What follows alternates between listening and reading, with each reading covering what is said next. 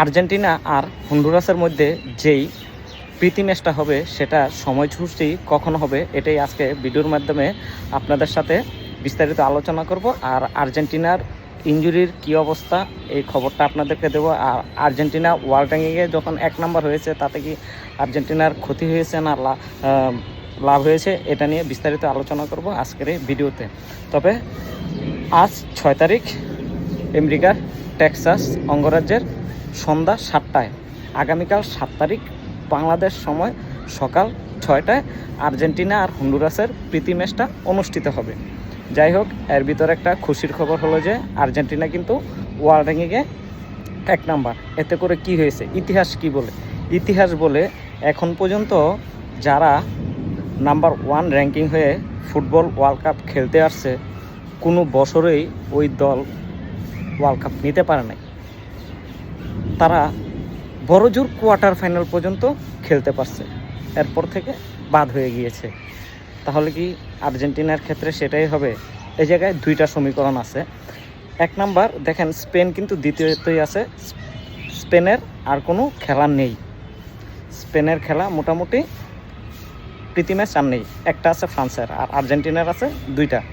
তো যদি ফ্রান্স ম্যাচটা পরবর্তী ম্যাচ প্রীতি ম্যাচ জিতে যায় তাহলে নাম্বার 1-এ চলে যাবে। আর যদি আর্জেন্টিনা পরপর 2টা প্রীতি ম্যাচ জিতে যায় তাহলে আর্জেন্টিনা কিন্তু ওয়ার্ল্ড র্যাঙ্কিংয়ে 1 নাম্বার থাকবে। তাহলে কি হবে? আমরা তাহলে আর এবছর ওয়ার্ল্ড কাপ থেকে আগেভাগেই বাদ হইতে যাচ্ছি। দেখেন, যদি জিতে আর যদি ড্র করে বা হেরে যায় তাহলে কিন্তু আর্জেন্টিনা নেমে যাবে।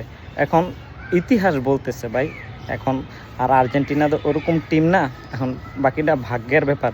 যাই হোক, আর্জেন্টিনার শিবিরে ওয়ার্ল্ড কাপ শুরুর আগে অনেক ইনজুরির প্লেয়ার ছিল, কিন্তু আর্জেন্টিনার এক সংবাদ মাধ্যম বলে দিয়েছে মোটামুটি প্রস্তুতি ম্যাচে হন্ডুরাসের সাথে খেলার আগে আর্জেন্টিনার শিবিরে সবাই প্র্যাকটিস করেছে, কিন্তু একমাত্র আলভারেজ করে নেয়। তাহলে আলভারেজ কি অনেকটা ইনজুরিতে আছেন? সেটা সঠিকভাবে কেউ বলতে পারতেছে না, কারণ আর্জেন্টিনার কোচ স্কলোনি সে কিন্তু অনেক ধরনের ট্যাকটিস কাজে লাগায়। সে কি আলভারেজকে তুরুপের তাস হিসেবে রেখে দিয়েছে, কারোর সাথে নামাতে চাইছে না? কারণ এই জায়গায় আরেকটা কথা বলে রাখি, মেসির অল্টারনেটিভ কিন্তু আলভারেজ অনেকটা গতিতে ফুটবল খেলে থাকে এবং কাজ করে থাকে। ওই জায়গায় কি অন্য একটা ট্যাকটিস খাটাতে যাচ্ছেন কোচ স্কলোনি? যাই হোক, আর্জেন্টিনার শিবিরে যেহেতু ইনজুরির কোনো সম্ভাবনা নেই, তাহলে এবছর 2026-এর ওয়ার্ল্ড কাপে আমরা আরেকটা ভালো খেলা উপভোগ করতে পারবো, যারা আমরা আর্জেন্টিনার সমর্থন আছি এটা আশাই করতে পারি।